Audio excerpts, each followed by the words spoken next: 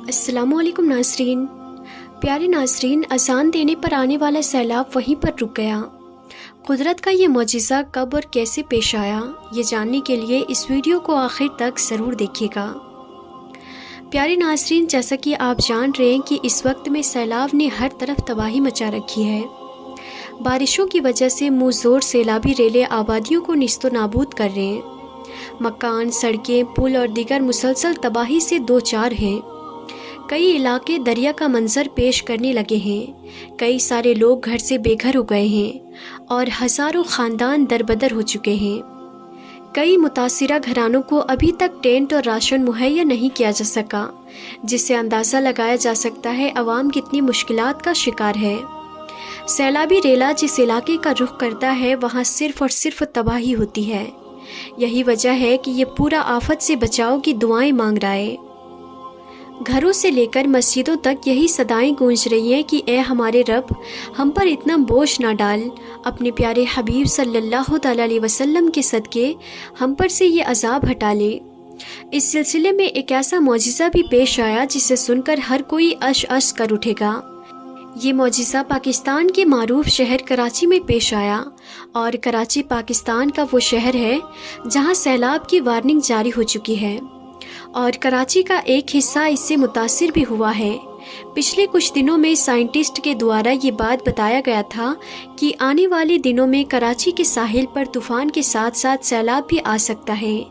यही वजह है कि कराची के लोग बहुत ज़्यादा डरे हुए थे और फिर देखते देखते कराची शहर पर घने स्याह बादल छाने लगे तो लोगों का खौफ और बढ़ गया, क्योंकि मौजूदा वक्त में बारिश रहमत से ज़्यादा जहमत बनकर पाकिस्तानियों के लिए मुसीबत खड़ी कर रही है।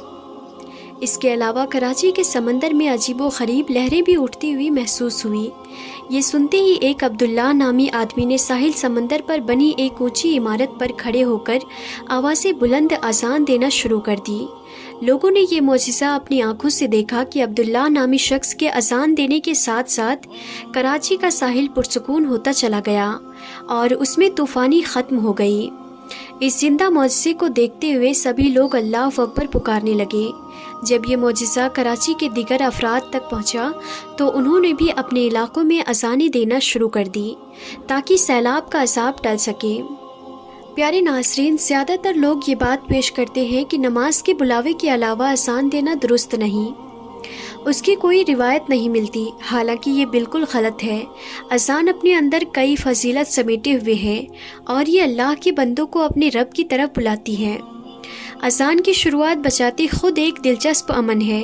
दरअसल अज़ान लोहत में ख़बर देने को कहते हैं और इस तरह से शरीयत में चंद मखसूस औकात में नमाज की खबर देने के लिए चंद मखसूस अल्फाज को दोहराने को अज़ान कहा जाता है।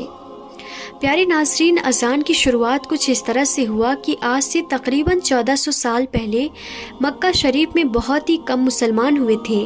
यानी कि ये उस वक्त की बात है जब मुसलमानों की तादाद बहुत कम थी और उस वक्त मुसलमानों की जान पर ख़तरा भी था। मुसलमानों को सताया और परेशान किया जा रहा था। उस वक्त नमाज के लिए बुलाने का या फिर नमाज का आगाज़ करने का कोई तरीका नहीं था, यानी कि उस वक्त अज़ान जैसी कोई भी चीज़ नहीं थी। नाज़रीन, उसके बाद अल्लाह के पैगंबर हज़रत मोहम्मद मुस्तफ़ा सल्लल्लाहु अलैहि वसल्लम मक्का शरीफ से हिजरत करके मदीना शरीफ तशरीफ़ ले गए और वहाँ पर मस्जिद कुबा के बाद मस्जिद नबवी तामीर की।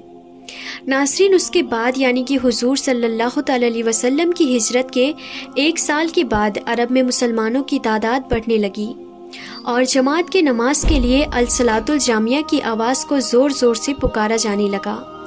अल-सलातुल जामिया का मतलब होता है नमाज के लिए सब जमा हो जाओ। इस आवाज़ को जो भी कोई सुनता था वो जमात की नमाज में शामिल हो जाता था। लेकिन नाज़रीन, उसके बाद मुसलमानों की तादाद और भी ज़्यादा बढ़ गई थी। इस वजह से अब नमाज के लिए बुलाने का कोई तरीका ढूंढना हुज़ूर सल्लल्लाहु अलैहि वसल्लम और सहाबाए कराम को महसूस होने लगा था। इस वजह से इसके बारे में हुज़ूर सल्लल्लाहु अलैहि वसल्लम ने तमाम सहाबाए कराम रज़ियल्लाहु ताला अन्हु के साथ इस्लाह और मुसर्रा शुरू कर दिया। جب اس کے بارے میں ان سے رائے مشورہ کیا گیا تو ان میں سے کسی نے یہودیوں کی طرح بگل پھونکنے کی پیشکش کی، تو کسی نے عیسائیوں کی طرح گھنٹا بجانے کی پیشکش کی، تو کسی نے آتش پرستی کی طرح موم بتی جلا کر نماز کے لیے بلانے کی پیشکش کی۔ لیکن ناظرین، حضور صلی اللہ تعالیٰ علیہ وسلم کو ان میں سے کسی کی پیشکش دلکش نہیں لگی اور اطمینان نہیں ہوا، اور اچھی سفارش کے لیے راہ دیکھنے کے بارے میں سوچا اور کچھ اور دنوں تک انتظار کرنے کے بارے میں سوچا، اس امید پر کہ اس پر شاید اللہ کی طرف سے کوئی اچھا سجھاؤ یا پھر کوئی اچھا طریقے کا کوئی حکم آ جائے۔ بس یہی سوچ کر حضور صلی اللہ تعالیٰ علیہ وسلم انتظار کرنے لگے۔ ناظرین، اس کے بعد کچھ دن گزرے ہی تھے۔ ایک دن ایک صحابی حضرت عبداللہ ابن زید رضی اللہ تعالیٰ عنہ حضور صلی اللہ تعالیٰ علیہ وسلم کی خدمت میں حاضر ہوئے اور عرض کرنے لگے، یا رسول اللہ صلی اللہ تعالیٰ علیہ وسلم، میں نے کل ایک بہت ہی خوبصورت خواب دیکھا ہے، اجازت ہو تو میں عرض کروں؟ یہ سن کر حضور صلی اللہ تعالیٰ علیہ وسلم نے فرمایا، اے عبداللہ، اجازت ہے، بتائیں آپ نے کیسا خواب دیکھا ہے؟ تو یہ سن کر حضرت عبداللہ ابن زید رضی اللہ تعالیٰ عنہ نے کہا، یا رسول اللہ، کل رات میں نے خواب میں ہرے لباس میں ایک شخص کو دیکھا ہے جو مجھ کو اذان کے الفاظ سکھا رہا تھا، اور پھر اس نے یہ مشورہ دیا تھا کہ آپ انہی الفاظوں سے لوگوں کو نماز کے لیے بلایا کرو۔ اور اس کے بعد حضرت عبداللہ ابن زید نے حضور صلی اللہ تعالیٰ علیہ وسلم کو وہ الفاظ سنائے جن کو انہوں نے خواب میں سیکھا تھا۔ ناظرین، حضور صلی اللہ تعالیٰ علیہ وسلم کو اذان کے وہ الفاظ کا انداز اور مطلب بہت ہی زیادہ خوبصورت لگا، اور حضرت عبداللہ ابن زید رضی اللہ تعالیٰ عنہ کے خواب کو سچ مانا اور اس کو تسلیم کر دیا۔ اور حضور صلی اللہ تعالیٰ علیہ وسلم نے حضرت عبداللہ ابن زید رضی اللہ تعالیٰ عنہ کو اذان کے وہ الفاظ حضرت بلال رضی اللہ تعالیٰ عنہ کو سکھانے کو کہا۔ اس کے بعد حضرت عبداللہ ابن زید رضی اللہ تعالیٰ عنہ نے اذان کے وہ الفاظ حضرت بلال کو سکھا دیے۔ اس کے بعد جب نماز کا وقت ہوا تو حضرت بلال رضی اللہ تعالیٰ عنہ کھڑے ہوئے اور دنیا کی پہلی اذان نماز کے لیے دی۔ حضرت بلال رضی اللہ تعالیٰ عنہ کی اذان کی آواز مدینہ شریف میں گونج اٹھی، اور مدینہ شریف کے لوگ حضرت بلال رضی اللہ تعالیٰ عنہ کی اذان سن کر مسجد نبوی کی طرف تیز رفتار سے چلتے دوڑتے آنے لگے۔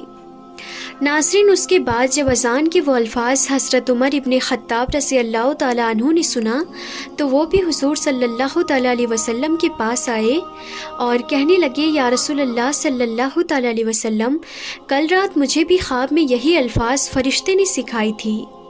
یہ سن کر حضور صلی اللہ تعالیٰ علیہ وسلم کو اطمینان ہو گیا، اور پھر اسی اذان کو نماز کے لیے بلانے اور پکارنے کے لیے ہمیشہ ہمیشہ کے لیے اس اذان پر مہر لگا دی، یعنی کہ اس اذان کو کنفرم کر دیا جس کو آج تک ہم سن رہے ہیں، اور تا قیامت تک لوگ ایسے ہی سنتے رہیں گے۔ اب ناظرین، کچھ مسلم لوگ اس کا حوالہ پوچھیں گے تو ہم ان کو بتا دیتے ہیں کہ اس کا حوالہ ہے بخاری شریف، بک نمبر 1، ولیوم نمبر 11 اور حدیث نمبر 577۔ ناظرین، اس طرح سے اذان دینے کی شروعات ہوئی تھی، اور دنیا میں سب سے پہلی اذان حضرت بلال رضی اللہ تعالیٰ عنہ نے دی تھی۔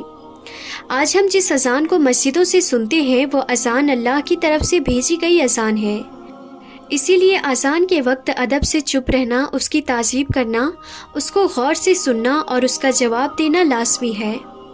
تو ناظرین، ہم امید کرتے ہیں کہ آپ کو یہ بات اچھی طرح سے سمجھ میں آ گئی ہوگی۔ تو آج کی اس ویڈیو میں تھا بس اتنا ہی، ہم پھر ملتے ہیں اگلی نئی ویڈیو میں، تب تک کے لیے خدا حافظ۔